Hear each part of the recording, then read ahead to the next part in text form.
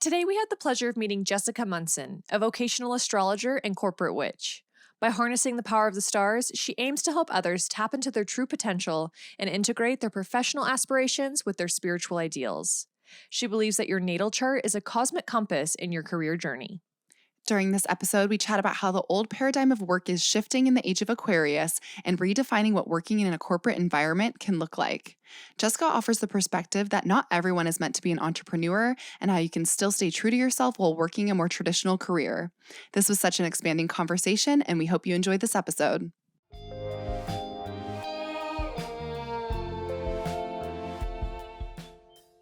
All right, Jessica, thank you so much for being with us today. Yes, thank you so much for inviting me. I had the chance to check out a few previous episodes, and I love all of the guests you bring on, the different things you talk about. So I'm super honored to be here. Oh, I'm glad you got a chance to listen. So, for Yeah. anyone that is not familiar with what you do, what your work is, can you describe that a little bit? Yes, this is something that I'm constantly kind of revising the more that people ask me. But right now, what I would say is like on a granular scale, I provide tools and resources for career driven professionals that are cosmically curious.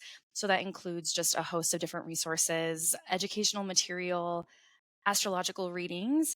But ultimately, what I aim to do is just to help empower and educate individuals to help make aligned and informed career decisions. Cosmically curious. I loved that, by the way. Yeah. So, Yes, I've found, sorry, I was gonna say, I found that I'm a really good introduction astrologer. A lot of people find my work because they're brand new to it and they don't really understand their chart. And so I'm a good gateway into the cosmos.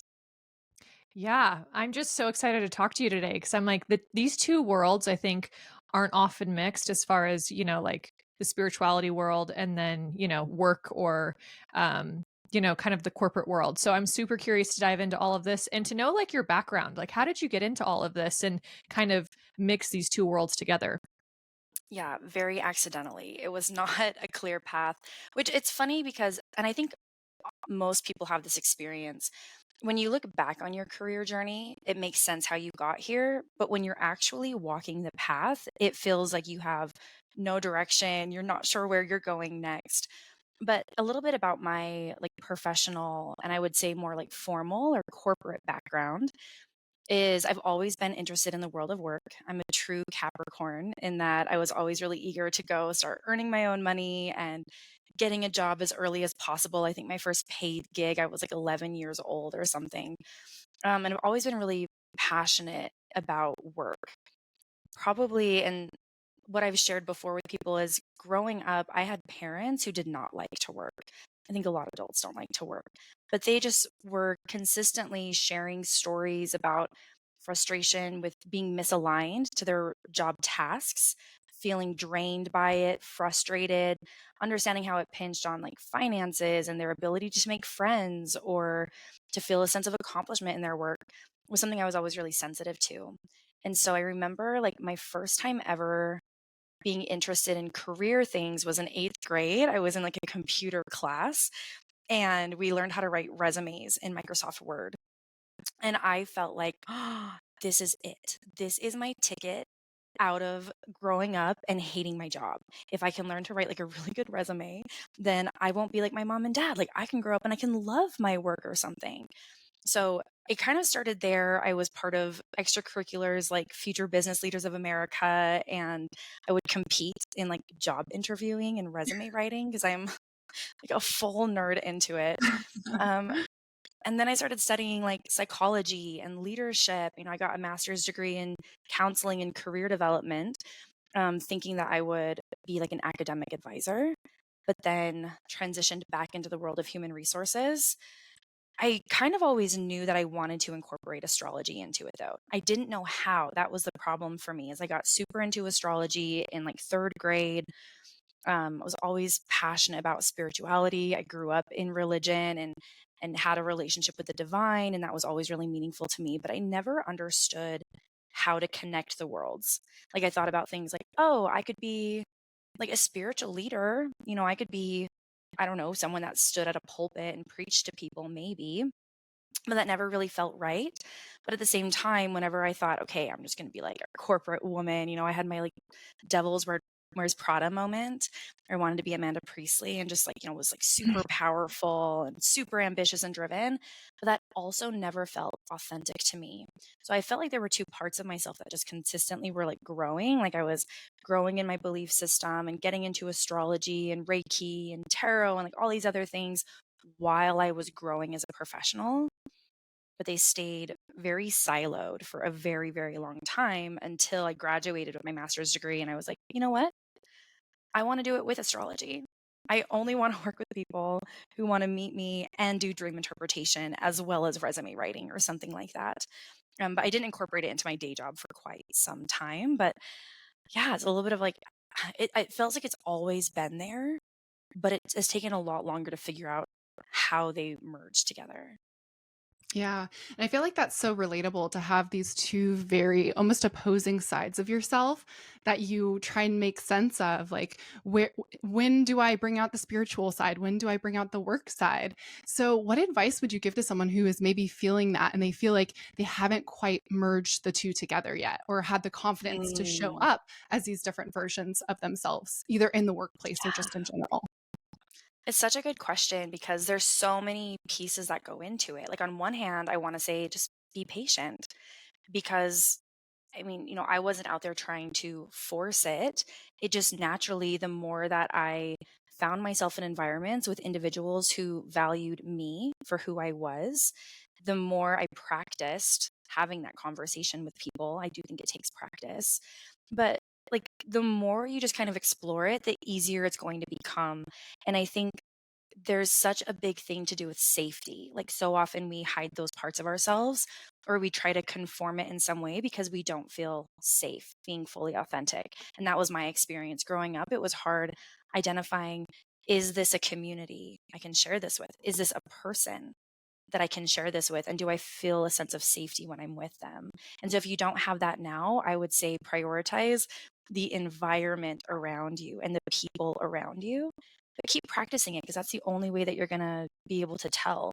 I remember the first time that I kind of, in my current day job, the first time that I kind of like outed myself as an astrologer to my leader, I felt super nervous, really nervous. I was afraid that they would, perceive me differently or, whatever. I'm in a pretty conservative state. And so being on the outskirts of the dominant religion is still kind of, taboo.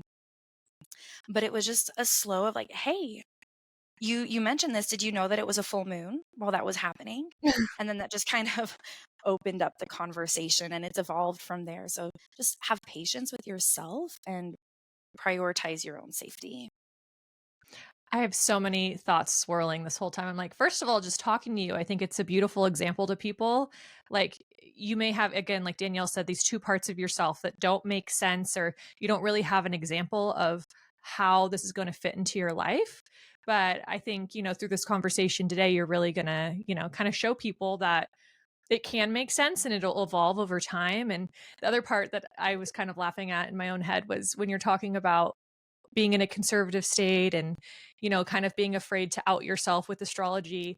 I'm curious if you do any past life work, or if you've kind of felt into if you Mm, were possibly like a witch in a past life, because I know you use the word witch in your branding a lot, and I love that.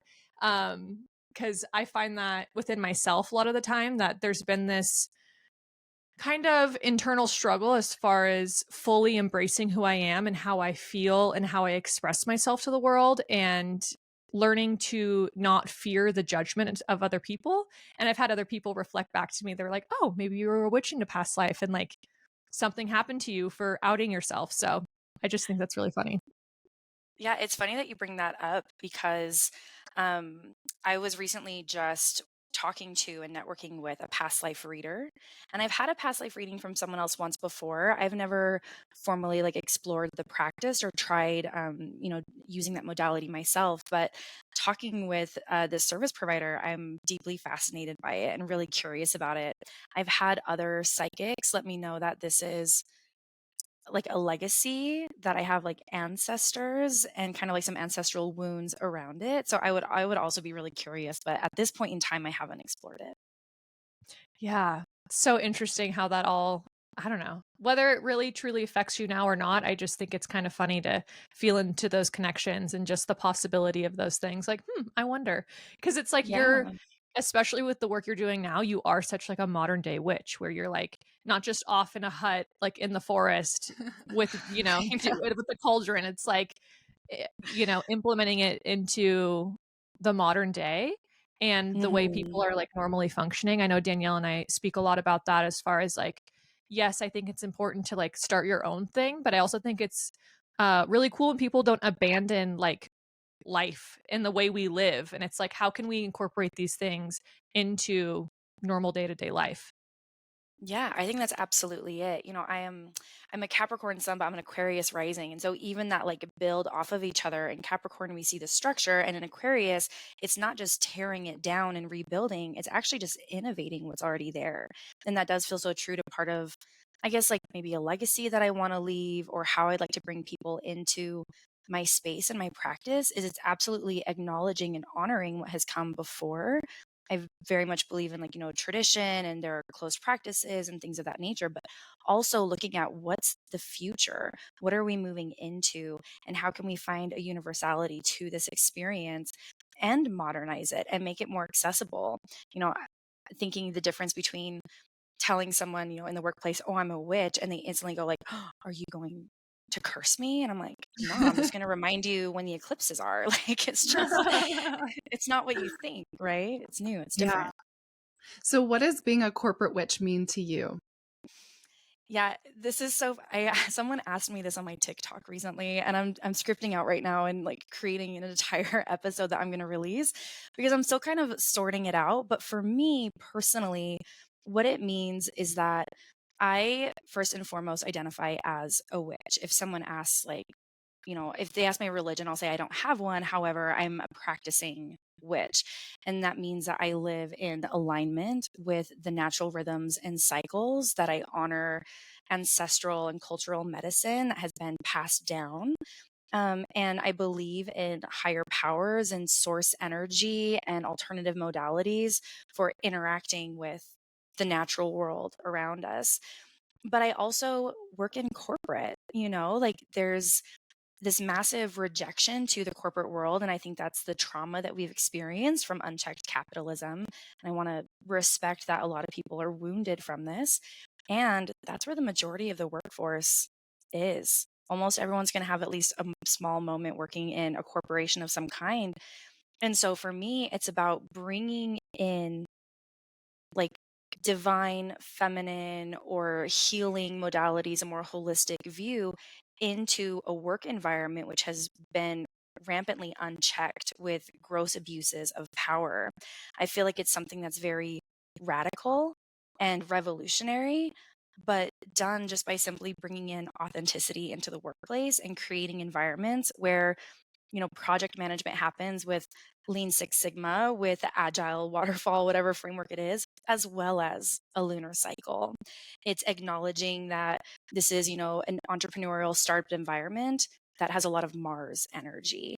And it's really just kind of, again, trying to connect the world and really bring balance to a pretty traumatic work environment for a lot of people. Oh, this is so cool. I'm like, this is so cool. I just think of all of my friends who, because Danielle and I don't work in corporate or, live Yeah. fairly non traditional lives. Yeah. But we have so many friends and family who do work in corporate. And I think this is just so validating as far as like, knowing that you can embrace this other part of yourself while doing this because there's this energy of like, oh, you're selling your soul to the man, or like you're losing your Yes. authenticity, your individuality, and you're just like giving it away to someone else. But I love how you are changing that narrative and really holding space for people to be their authentic selves while choosing to do whatever they want with their lives. Can you speak on, I don't know, what your observation has been with working with other people when it comes to kind of reprogramming that narrative within their own lives? Is maybe feeling like, I don't know, does that make sense? feeling, I think so. yeah, not confident in the choice that they're making, because I feel like so much of the narrative right now is like, go do your own thing, go start your own thing, go be, your own person. And like, if you are a part of a team or a part of, I don't know, a corporation, they see that as like lesser than. And Mhm. that's why I was really excited to talk to you, because I'm like, I feel like you're really kind of changing that narrative and embracing that part of people. Yeah, thank you. I think it is important because I mean, like a lot of us will have to go through corporate at some point in time, and again, a lot of people stay there. And we saw, and again, I think this is a reaction to the trauma that we experience, a collective workforce trauma, right? I don't want to diminish that and how that's really like influenced people. And it's a little unrealistic that everyone will go off and become an entrepreneur and be so successful that they can fully replace their income. The world of work, it's not just about getting your salary, it's also how so many people get their health benefits. It's how they meet their friends. Like I met my partner at work, before dating apps and all that's how we like had social lives was through the workplace, and we spend so much time there. And I think it's really important to reframe this paradigm where it's no longer, corporate is like the most severe episodes of The Office or something like that, where everything is super beige and basic and cold, and you leave yourself at the door, and when you're at work, you're at work. That's just so unrealistic. And even back when that was the norm, it was challenging. And this is again, you see so many people revolting away from that and trying to revolutionize it. And we do this through a lot of like DE&I work, which is so important. But one massive part of an individual is their spirituality and their belief system. And in schools of study like positive psychology, I mean, your pie chart of happiness, a big part of that pie chart is your spiritual well-being, whether you have or have not a belief system. Being really confident in that and finding a community that supports that is fundamental to our human experience and finding joy in this lifetime. So the fact that it's taboo to talk about in the workplace, I mean, I get it's one of those things that you have to be sensitive because so many people have differing belief systems, but I don't think that the answer is to just say, don't talk about it. Don't talk about it. We've done so much work around inclusion on gender expression, sexual orientation, ethnic background, language. Like there's so many things that we do, but no one ever talks about spirituality, which we know is a fundamental part of our human existence. It's wild to me. So it's about getting rid of all of the stale, beige, what we believed corporate to be, and acknowledging, hey, the workforce is a diverse tapestry. And another big part of diversity is the diversity of thought and experience and perception. And you have to bring that into the conversation if you're going to find really awesome, productive teams. And again, the world of work, the reason why it exists is just to solve problems. Corporations solve problems on a mass scale. So there's so much value to seeing labor movements that are large and organized, but not at the expense of our well-being, not at the Mhm. expense of our ethical code, at people's like ability to find joy in life. We can't all just run away into the forest, right? At some point in time, Yeah. like we have to live with society. And so ideally, like we create a world where people can bring their whole selves to work. I really love how you're kind of speaking on, and this is one of our questions, is like this new paradigm of work. I'm Yeah. curious what your opinion on maybe how we will be moving into that new paradigm eventually and what that's going to look like, and if you can already feel it happening now. Oh, definitely can already feel it happening. I think there's so much to be said about like, the quote unquote age of Aquarius, and astrologers kind of have differing opinions on exactly when that formally started. We definitely saw through the pandemic, this acceleration of consciousness. It's no longer how much are you paying me? It's about how well can I manage my own personal well-being while being employed here. It's recognizing that psychological safety and trust trump performance evaluation metrics and measures. Recognizing the whole individual was really like a catalyst at that point in time. And I think that you'll continue to see that movement come forward. There's so much organization of labor. There's been more unionization and strikes and things like that. So I think that you're continuing to see this shift where we're recognizing that human capital really is the greatest asset of an organization. And the way that we honor that is changing. The way that we honor individuals in the workplace is changing. I think that in the like Pluto and Capricorn era, there was also this massive priority on clear hierarchies, right? We want one big federal like governing body. We want a CEO at the top and then like a trickle effect down. We wanted people that had bachelor's degrees and master's degrees, whatever that is. This is flattening. You're starting to see more matrix organizations. Number one, I think that you're also seeing a decline in people prioritizing formal education. What matters now is a legacy of learning, right? Like, who were your teachers? Who were your mentors? What did you learn on the job? We have to prioritize transferable skills and certifications, which is another. This one's actually really interesting. And I think that while Pluto is in Aquarius, I'm really eager to see this shift. But even if you look at credentials, like a lawyer passing the bar for a specific state, well, with technology advancing so rapidly, and again, the pandemic really helped accelerate this, but you can do virtual telehealth. You can work with almost anyone online. So, does it make sense for someone to pass a bar in only one state when they can realistically practice with anyone in the world? So Mhm. I think that you're seeing this massive shift in the globalization, and that's going to completely change the way that we prioritize advanced degrees, professional certifications, anything that you see putting up a clear boundary around who can work with who and when is going to go away.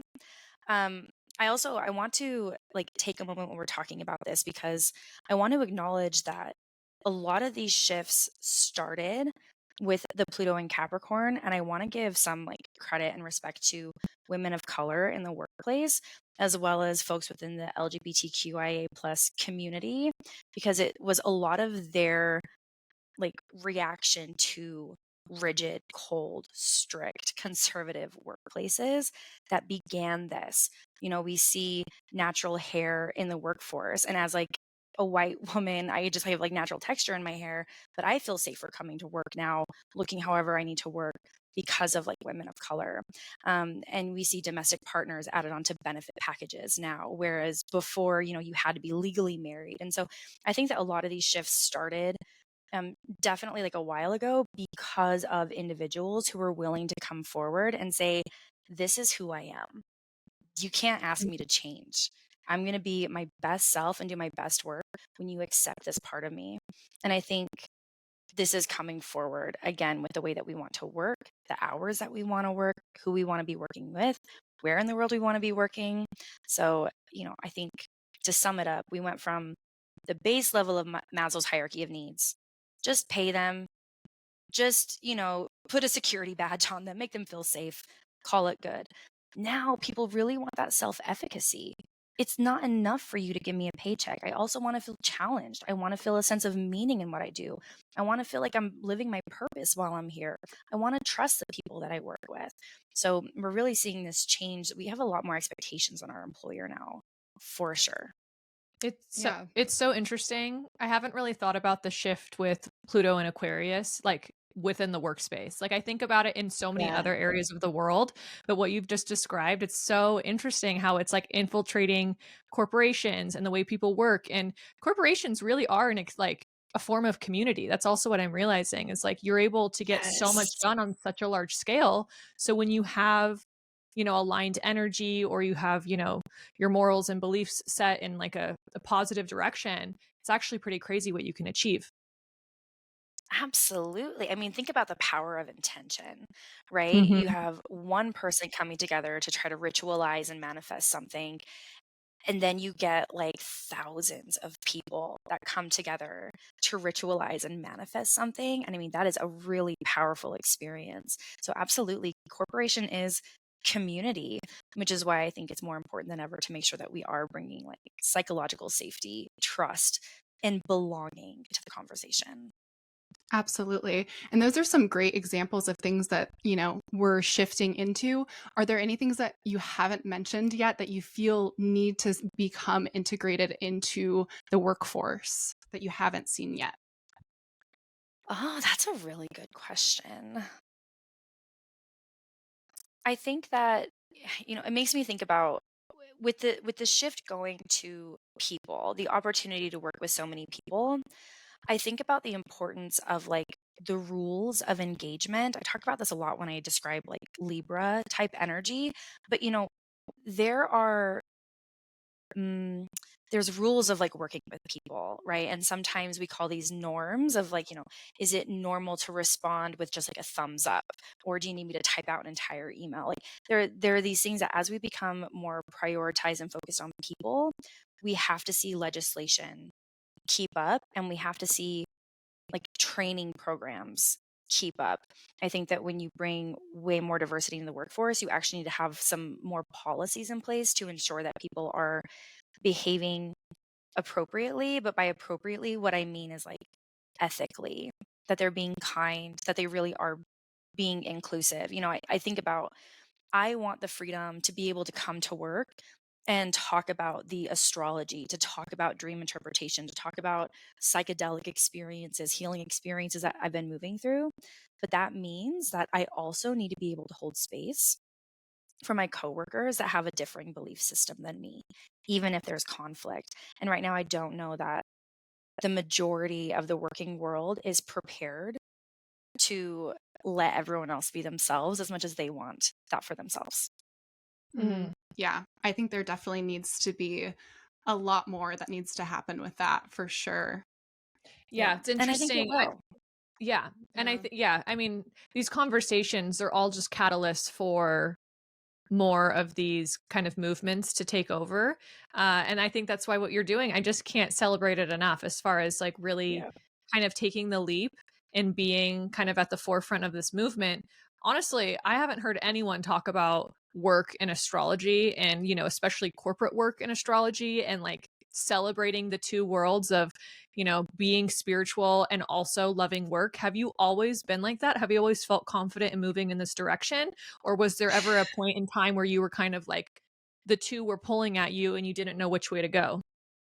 I mean, it's both. It's honestly both. Like, on one hand, again, I feel like I was born into this world just super clear on who I am and what I like, and that it's kind of been this battle of getting everyone else to accept that. But I also have some things in my chart, like the astrology girlies will get this when I say, like, I have a 12th house sun. So it's always been kind of like hard to feel really seen by people. And I had Neptune in my first house for the majority of my formative years. So while I definitely had this confidence in who I was, where I lacked confidence was figuring out where I fit. It's almost like I know that I am a square peg, but for the life of me, I cannot find a square hole. Like, I cannot figure this out.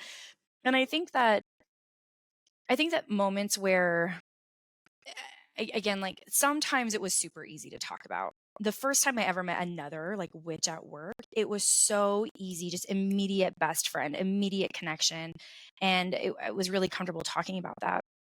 But there has been a lot of fear. I've always been one of the younger ones in the room. I worked really closely with a C-suite when I was like in my early 20s, and I felt wicked amounts of imposter syndrome. Um, What's a I C-suite? We have no idea what any of this Oh, is. yeah, see, like the CEO. Oh, okay. Okay. CEO, chief operations officer, so, The top always being like guys. the top ones, Okay. yes. I've always been the younger one in the room. I'm quite often one of the only women in the room. I have this, like, blonde valley girl way about me. I say "like" a lot, and I'm bubbly and gregarious, so a lot of, like, the lack of confidence, I think, also stemmed from those other parts of my identity. I think that actually I probably grew in confidence after my Saturn return. After my Saturn return is where I really came out and I was like, you know what? This is just who I am. I am so tired of like minimizing it and then slowly letting it out. If it felt like maybe the right space to do it, I started just being super, just like, I'm a witch team. Like, stop it. Like, what do you want me to say? I promise not to hex you. Do you want me to read your cards or not? Um, and and it's gotten a lot easier. So on one hand, yeah, man, I've always been confident. I've always been so clear on who I am and what I want to be doing. But again, the problem was that I couldn't find an environment for me. I couldn't find where I fit. And that's where eventually I just was like, screw it, I'll make it. I'll just make the coven and I'll Well, just let them find me. and that's a lot of the times what ends up happening is there's a reason why Yeah. you can't find them. It's because you're here supposed to, you know, start this new wave of being. And I'm just Yeah. fascinated that you were like so spiritual and so into astrology and were like, but I also want to work. Like, and by work I mean Yeah. like kind of follow Traditional the way of more work. Yeah. traditional path. 9 to Cause I'm like, 5. yeah, I just think it's the cutest thing because 'cause I'm like, what witchy kind of girl have you ever met who's like, "But I also want a corporate job." Well, and the I one thing know. is the analogy you used where you're like, I was a square peg, but I couldn't find that anywhere. I couldn't find where that would go in. And I think about that with us because that's kind of how we are. It's like we never really Mhm. felt like there was a place where we fit in. So I feel like usually in that situation, you're like, I'm just going to make my own thing. So when you're Yeah. working with clients, maybe that have a similar sentiment of like, I want to fit into corporate world, but I don't feel like I fit in that traditional. I'm not that peg that just like fits right in and like gets Yeah. along with, you know, the way everything already is. How do you work with people like that? How do they find their place in a traditional structure? Yeah.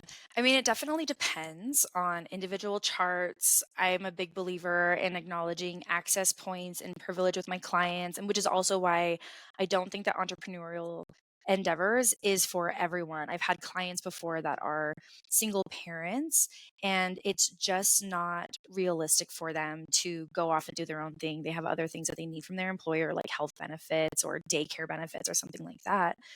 But I think it's really just about acknowledging like what is your preferred work environment? Because maybe you love the work that you're doing, but you're in the wrong company.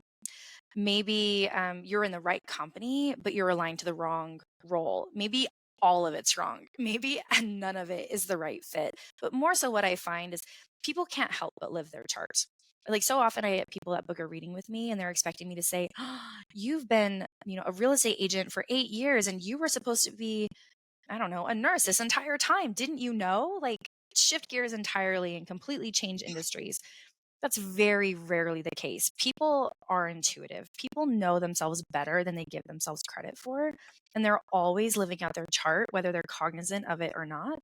So at that point in time, it's actually just about identifying and diagnosing what specifically isn't working and what do you have the most energy to go and adjust, because that's what it's about. It's about alignment. And so, if you've had like a yoga practice, it's not about just like getting out of the pose entirely. It's about taking a breath, relaxing into it, and noticing where your body intuitively wants to go and just trusting that shift. That's, I think, probably more the work that I do with people is helping them elevate their own voice and acknowledge they know what they want to be doing. I very rarely am giving them an idea that they've never had themselves. You know what I mean? So Yeah, it's just about being confident with that. that's so funny. I'm sitting here I'm just thinking about someone being like, "Oh, you didn't know you're supposed to be like" yeah, "like a biologist? Like, how did you not know Right. that?" And it's like, "What? I love clothes," or like something completely opposite.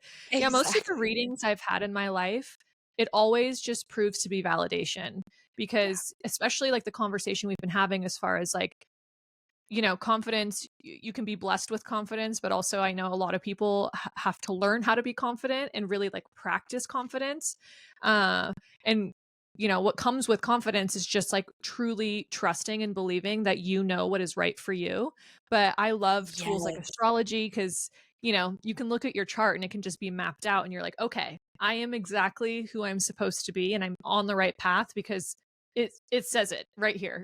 Because sometimes you feel a little Yeah. crazy. So having someone be like, "No, you're doing what you're supposed to be doing." You're like, "All right, good. I knew that, but like to have someone else tell me that just feels really good." Precisely. That's the thing. And being unapologetic about it is the other piece of it. That feeling of like, I feel really bad because I've been in this job for a while now, but I want to make a move. It's like, don't feel bad. You're in a weird Saturn transit. This is what you're supposed. I actually had a client recently that they were like, I feel like an absolute mess. And I'm like, good. That is what you're supposed to feel right now. If you felt put together, I would tell you that you did not give me your right birth time. You're supposed to not know what you're doing right now. And even living in that ambiguous nature is meaningful. It's purposeful. It's part of your journey. So don't be so eager to rush into clarity because part of your journey is sitting in this, right? And just now giving yourself like the pressure is off of like, oh, okay, I'm allowed to be confused. I'm allowed to not be clear on this right now. I'm allowed to be curious and to explore as well.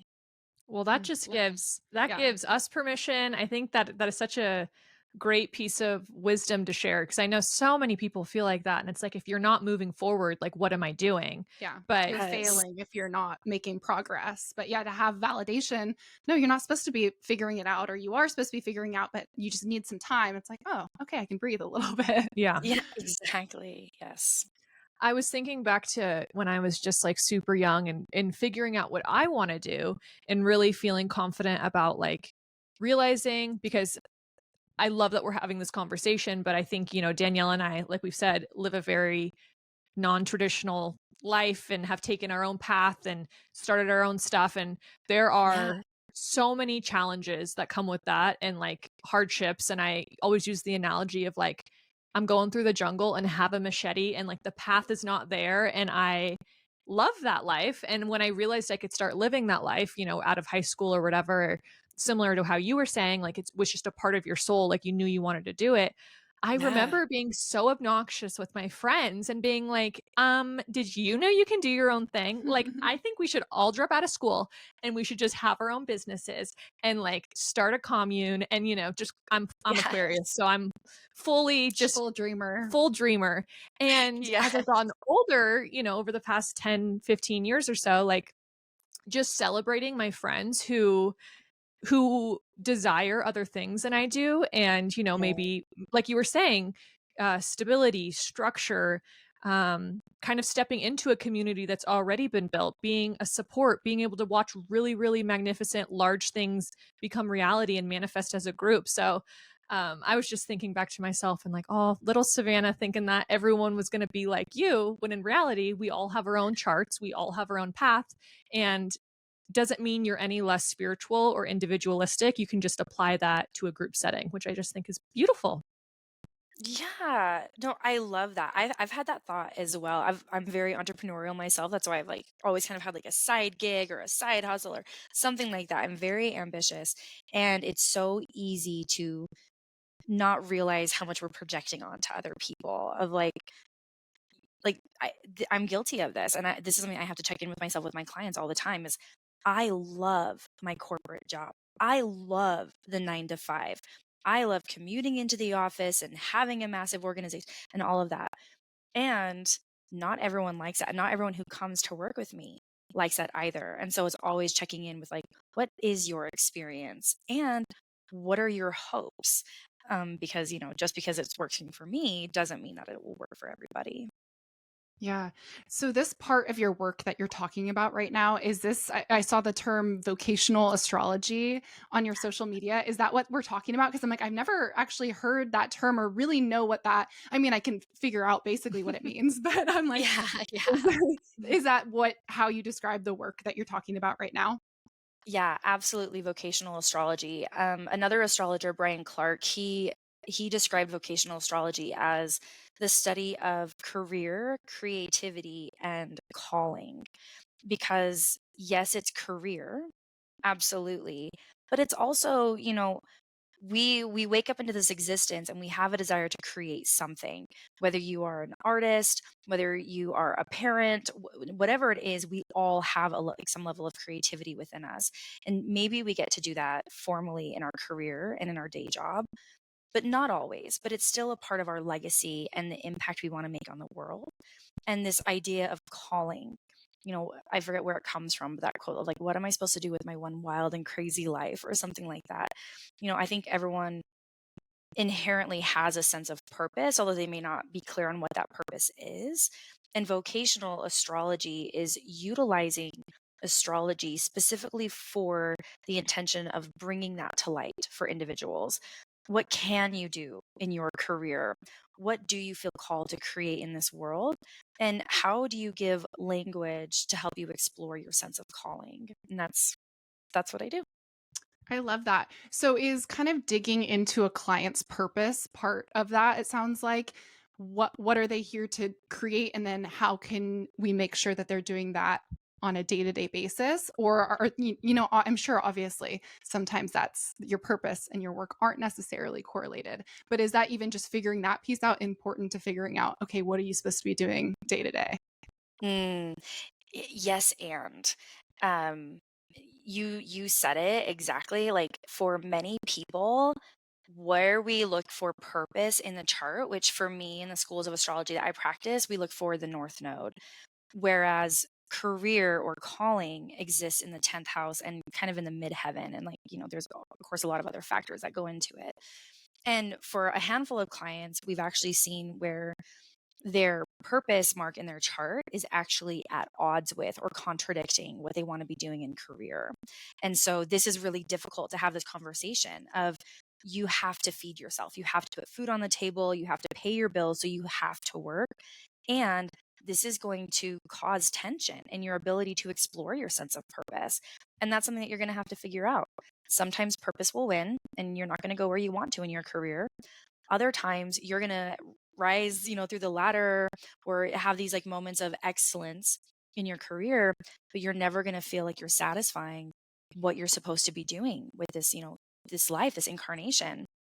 And so I think it depends, but more often it's about finding the sweet spot. It's about finding like, what's the greatest opportunity? It's all about potential. How do we leverage the privilege that we have in this life? How do we identify those most opportunistic moments or the greatest opportunities for us to evolve and to grow as individuals and to create value for the communities that we live in, and just trying to find that sweet spot. But absolutely, like everyone's chart is different.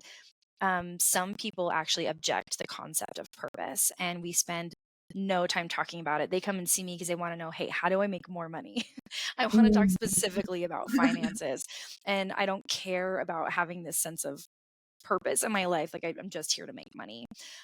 So we can always take it wherever the client wants to go. I'm a trained counselor, so I believe in being person centered. I let my clients always lead the direction in the conversation. But yeah, quite often people want to know, like, what am I supposed to be doing? Am I doing the right thing? Am I doing what my chart intended for me to do? Hmm. I'm curious if there's any signs that you've noticed from people maybe feeling into if a job isn't serving them anymore, and what advice you would give to them wanting to pivot out of it and how to do that as graceful as possible. Yes. So I actually I have a download on my website where I talk about this exact thing per like the zodiac signs, but I would say like on an elemental makeup, if you are a water sign, typically it's time to leave because you feel like you're drowning. It's like the feeling of having something tied to your foot and it's getting darker and darker as you get further away from the surface. Earth signs tend to feel just immense amounts of pressure. They feel like they're suffocating. They have the weight of the world on their shoulders, and so they really feel it in their bodies. Air signs, their nervous systems are all over the place. They can't self regulate. They can't generate ideas anymore. They don't relate to anyone that they're working with anymore. Their relationships are suffering. And fire signs just burn out. Crispy. Fire signs get so crispy when they're not in the right environment. Similar to air signs, like just not creative. They don't see the light. They don't see the bright side of things, really pessimistic. So those are some like indicators depending on your like dominant element. But I think ultimately what they all have in common is it's time to leave when you don't see the light anymore, when you don't see growth, when you don't feel like you can come out and look around and see what your next steps are, then it's time to leave. Again, like I think there's something very fundamental about our species that wants to grow and evolve. And when we feel like that has been taken away from us, we suffer, right? And so that's how it's time to leave. And you know what? I, I'm not going to say you have to leave gracefully. I'm not going to say that you have to, because I think that if you need to have an exit where you say, like, swear words and flip papers up off the desk and storm out, live your truth. Do what you need to do, because again, we all have like different experiences at work. But I would say the one thing I really hate to see clients do is when they're ready to make a shift, they recognize that they're ready to make a shift, and they're so eager to run away from a situation that they don't look at where they're going. And so you find that a lot of people start perpetuating toxic work cycles when they're doing this. I'm just so sick of my boss. I'm quitting immediately. I can't handle it. They just got hired into a new company where they didn't actually spend time getting to know who their new leader was going to be. And astrology is a cycle, right? So we find ourselves living in a cycle again. All of a sudden, you're 6 months in and you hate your boss again. So when you find that it's time to pivot, trust yourself, trust your instincts. You don't need anyone else's permission to leave. Leave on whatever terms you need to take care of your peace, right? But do your best to look forward. What are you moving towards? Get really, really clear on what you want in your career before you just leave something behind, because the odds of you just going right back into that cycle again are really high if you don't take that time. Yeah, I think those are great words of advice for I know I'm reflecting on my own life and just kind of like pinpointing on places that I've been in my life in the past when I've had big shifts happen and Yeah. having those kind of indicators and being like, "Oh no, I totally was fried," or like my nervous system was so shot. And one thing I think as you get older, if anyone younger is listening, it's like you have to go through these experiences, and once you've gone through enough like evolutions of yourself, you know you're going to be able to get out on the other side. So I look back at my Yes. younger self with so much compassion. I'm like, oh, she had no idea what was about to come for her, or like so many good things were about to come, because it feels like your world can be crumbling so often. But as long as you can like reevaluate where you're going and just kind of, even if it's very slow progress moving forward, just like getting up in the day and like drinking water and getting outside, like something new will always come. And like you said, I Yes. also love that it doesn't always have to be graceful. Like sometimes it is the messiest thing and the most beautiful thing will blossom from that. Yeah. Absolutely, absolutely. And I think I want to emphasize something that you said because, I work in human resources for my day job. And so sometimes I get to have the unfortunate conversation of terminating employment for someone, either individuals or when companies have, massive layoffs and stuff like that. I've been involved in both. I've also been on the receiving end. I can't say I've been fired, but I have been impacted by a layoff before. And I understand like what that does to a person and how uncomfortable it can be. And I'm here to tell you, and I do feel comfortable making this promise, you will always find something better. It's not that I always look forward to ending employment, but I do see it as like, similar to like eclipses or something. It's a massive ending and it's okay to mourn, but that also means that it's a good new beginning of something as well. And one of my astrology mentors says this all the time, astrology is happening for us, not to us. And so trying to keep that perspective of even when we're challenged, even when we're suffering, even when we're struggling, this is for our growth and for our evolution. And I absolutely believe that to be true. Yeah. It's so cool. Like again, I think this is a great example of infusing the workspace with spirituality, because you can hold that mindset shift rather than, oh my gosh, I'm so embarrassed, I just got fired, my world's coming to an end, or I got laid off, like what did I do? It's like you didn't do anything. But rather seeing it as an opportunity, kind of having a more holistic outlook on everything and knowing that, how is this serving me and how can I be excited for what's coming next, even if it's a lot of unknown right now. I just think it's so beneficial to be able to again merge those two worlds, because it really does benefit everyone in the long run. Yeah, absolutely. How much of your work with clients is kind of mindset work? Because I feel like the few things we just mentioned is kind of exactly that. It's like, even if you have no control of the things happening around you, it's like, how are you handling it? How are you processing it moving forward? That's a really good question. Because I was trained as a counselor, and one thing that my professors always said to us was like, when are you not a counselor? Even though my day job, I'm in human resources and a lot of people come to me for astrology readings, I still maintain my counseling licensure. And I feel like for me, it's always a part of the conversation. I can say that like 100% of the times I'm working with clients, mindset or like their psychology like will come into the conversation. That's really all. Like, I mean, so much of astrology is just acknowledging that this is how we perceive the heavens, and here's how that perception influences the way that we go about our day, how we make decisions, how we interact with people or invest our money or something like that. And so just acknowledging that, even your chart is not the truth. It's just your perception of the world and your perception of yourself. And other people are going to have different truths as well. And so being able to bring that in for people and tell them, like, you know, this is not a pigeonhole. This is not to give you this knowledge and make you feel trapped by it. Rather, it's here to expand your consciousness and to open your ideas to the possibility. What are other ways to interpret this? So, I mean, geez, I think whether you're meeting with me as an astrologer or you're partnering with me because you work at the same company I do, I feel like I'm always doing mindset work with people. Mm. One thing as you're speaking about this, because your energy is just so infectious and like comforting and calming and grounding. And I'm like, what a beautiful energy to come across in the workspace, especially. I'm Mm. curious if you can speak on embodying feminine energy or however you identify in a space that has predominantly been masculine in the past and kind of changing that narrative again. This was an evolution within myself as well. And I actually think that it was when I became more comfortable and accepting like my feminine energy that's when things actually really started to flow for me in my business as well.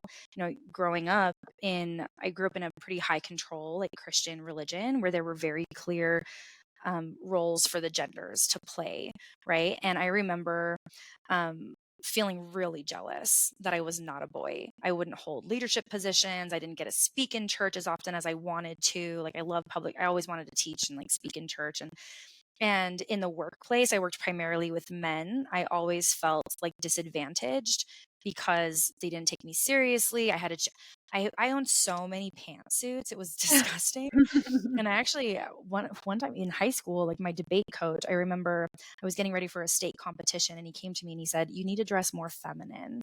Like you come across as like very harsh and cold and you'll do better, like you'll compete better if you just like wear a skirt." And I really rejected that. I was like furious that he would say that to me at the time because I wanted the hyper masculine, right? That's what I saw as valued.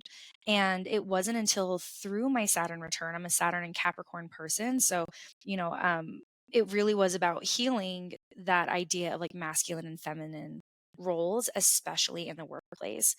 And I also gave birth to my first child during my Saturn return. And I think that my journey into exploring what motherhood could mean for me, accepting and honoring that I was in fact like a woman and you don't have to be like a woman. Like I want to open this up. Like we all have divine masculine and feminine energy within us. But for me, really being starting to honor the divine feminine was actually honoring my physical feminine qualities as well and really being open to that, aligning more with the moon, being more intuitive. Once I started doing that in my own spiritual practice and allowing that in, it just naturally fell into the work environment. And that's again when everything started to click. Roles that I liked came more easily, connections came more easily. The vision of how I can start bringing these worlds together in my business just started to flow. And that's also when I started like connecting with people of like, "Oh, I'm like you. I see myself in you too." It wasn't until I like really allowed myself to do that personally that it all came together. I just think it's so funny that you're a Capricorn. I'm like, of course you're a Capricorn. Of course I you came know. here to be exactly who you are to do the work that you're doing. Before we wrap this conversation up, I'm curious if you feel in tune with what your purpose is here in this life. And I want to throw something in since we had the conversation of there's kind of these separate pieces of purpose and like work Yeah. purpose. If you feel like well, I'm sure you know what they both are and if they're related or not. Ooh, yes. I think that for purpose is something that will always be explored, and I believe in co-creation with the universe. And so I have spent some time thinking about my purpose, looking at my own natal chart, and also thinking about how do I want to actively create this purpose with the universe or with the world or with God, goddess, whatever that is, with source. And I fundamentally believe that my personal purpose is actually just to fall in love with myself. And I feel like I'm like blushing a little bit because it seems like really simple, but really like that's what it is. I spent a lot of time recognizing I am the, like I said earlier, I'm this square peg, but I cannot find where I fit. And it was acknowledging that like I fit within myself. And it's just about being authentically me, that I'm here to discover and explore, to accept and love every facet of myself. And I think that the connection point is by like, and this is what I've learned so far, anyways, in the 7 years I've been doing this, by being myself, by being open of like, hey, I'm a witch who works in corporate. I like to explore consciousness. I like to have difficult conversations. I like to do all of these things. The more that I talk about who I am authentically to my core, the more I'm helping heal the world of work. And that's what I feel like my calling is fundamentally in this world, is to restore balance in the workplace by kind of like setting the example of like when I love myself so much that I refuse to work in environments that don't honor me, when I refuse to partner with people that don't respect me. And it's not about like agreeing with my paradigm, but it's about the openness that even if we disagree on something, we're still connected and we can still engage with one another and solve problems together. I think that kind of like setting that example or just like teaching, like, this is the tool I used to get it done. Maybe that tool will help you as well. It's by healing individuals of how we heal the world. I can do my best as an HR person. I can rewrite tons of policies and fix performance management systems and all this kind of stuff. But it really comes with showing people this is what happens when you just radically accept and love who you are, even the awkward, icky stuff that keeps you up at night worrying that you made a fool of yourself. When other people do that too, this is how we heal the world of work. We can help heal some of the collective trauma, generational trauma that we've had from unchecked capitalism. And we can actually create a world where people can grow up and feel like I can do whatever I want to do and I still have value. I'm still worthwhile. There's still a reason for me to be here and to keep breathing every day. I love healing the world of work. It's like we heal, we're in this place in the world and life right now, paradigm of like healing. Everyone's just hyper aware of healing themselves, healing, I mean, their spiritual body, their emotional body, all of these physical body. But it's like, and you're changing what you're doing in your day-to-day life. But how about healing the workspace? Because again, it's where so many of us spend so much of our time. And yeah, I'd love to talk to you more about the collective trauma piece just really, really quick, and just Yeah. kind of like, what does that look like, or what has it looked like? And what have you observed within that world of like what people are feeling? Ooh, yeah. So I've been doing like some research on this, but I'll try to like be kind of concise with it. But what I've learned, kind of like what I've explored, particularly with like the Pluto transit, is that when Pluto was in Cancer, and this was actually around the time that we discovered that like Pluto was even a planet, right? When we discovered Pluto, Pluto was in Cancer, and this is where we see like the Great Depression and we see like world wars. And there was this massive shift in the world of work where you now see a lot more like federal programs coming in. This is around the time that the expectation that like your employer provided health benefits came to the forefront. So this idea of unchecked Cancerian energy is this like over attachment. This idea of like, you have to give me everything. You have to pay me. You have to feed me. You have to clothe me. You have to soothe me. You have to give me growth opportunities. And we see this like dependency on our employer and this focus on security, right? Of like, make me feel safe. And so you start seeing priorities or like value systems come up in the world of work of, you've really made it and you can be a respectable employee if you have a pension. If your employer gives you retirement benefits, you struck gold. Stay with them forever, never leave. It's anxious attachment, right? And that's kind of been growing and building on itself. And this is again where all of a sudden we see Pluto and Capricorn, the opposite of it. And we're like down with that. Your employer can never guarantee you security. Your job is never secure and safe. When you rely too heavily on your employer for benefits and things like that, you lose choice. You lose the ability to choose an insurance plan that really fits for you because you have to choose out of your employer's plans. And so you start seeing like, actually, I want to be more self sustained. I want to be more autonomous. The massive shift of everyone moving into the entrepreneurial space, I don't think is going to slow down, not immediately anyways.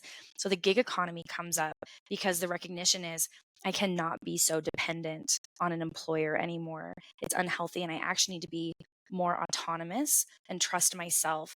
And this my current leader said this, and I quote him all the time. He's a Capricorn, but he said, those who create value will always find job security. And that's what we're moving into in the age of Aquarius. You said it earlier, but like corporate is community. We're moving into a community headspace. How can I help other people? How can I serve other people? How can I create value in mass scale? That's where people are going to feel passion, purpose, meaning, mattering, their calling. We're here to live in community. And this is why I think legislation will catch up eventually, policy will catch up eventually. We're going to have systems in place that will help us live in community more easily. But, Pluto will be in Aquarius for the next 20 years. So it's going to take some time. Oh, well, this was just such a perspective shifting conversation when it comes to the conversation around work.